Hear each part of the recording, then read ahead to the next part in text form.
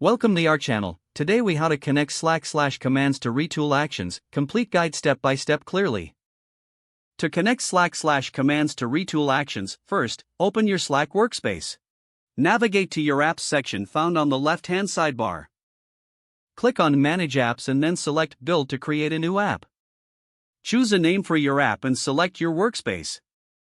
In the left menu, click on /commands. Click on Create New Command. In the command field, type the command you want to use, such as /retool action. In the request URL field, you will need to provide a webhook URL that Retool will use. Open your Retool app and go to the API configuration section. Create a new REST API resource and set the appropriate endpoints. Configure the API resource to accept requests from Slack. Copy the generated webhook URL from your Retool API settings. Return to the Slack/command configuration and paste the webhook URL into the request URL field. Fill in the short description and usage hint fields for user clarity. Set the method to post to ensure that Slack sends data properly. Save your command settings in Slack. Now, return to your Retool app. Create a new action that corresponds to the /command. Map the incoming data from the Slack command to the action parameters in Retool.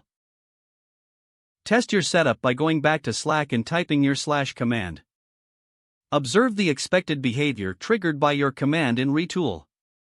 If everything works as intended, you have successfully connected Slack/commands to Retool actions. Refer back to Slack and Retool if you need to troubleshoot any issues. Remember to consider security settings and permissions for API access. This will enhance your workflow with seamless integration between Slack and Retool. If the page does not load, refresh the browser or try again in a private or incognito window. Make sure you are using the correct email address, then retype it carefully to avoid small typos.